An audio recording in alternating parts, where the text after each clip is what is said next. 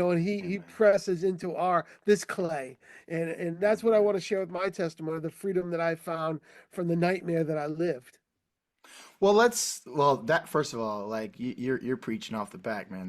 That's beautiful. Can you go ahead and let's just dive into that? Can you share with Sure. us the journey Unfortunately, I that just led you want to this?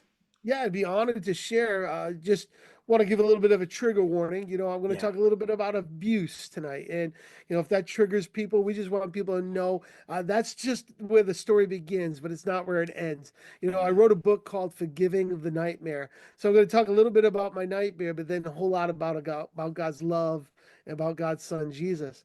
But my nightmare was unfortunately a story that too many people know. From the age of Mm, 7 to 14 years old, my mother's husband would come into our home and he would abuse me in every way, shape, and form.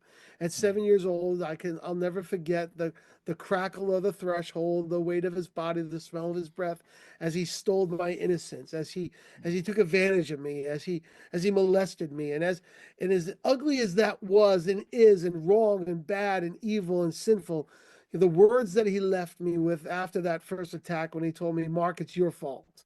Mark, mm, no one will ever believe you. Not only did he steal a pound of my flesh that day, but he stole my value and my dignity.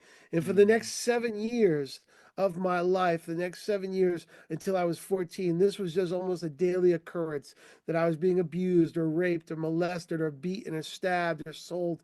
There was just so many ugly things about in that dysfunction, in that turmoil. And at 14 years old, I didn't know which way was up. I just wanted it to stop. I tell a lot of people a lot of times I wasn't raised, I survived. mm. Not only dealing with the abuse, but all the tragedies of the abuse, all the things that spill out because of abuse.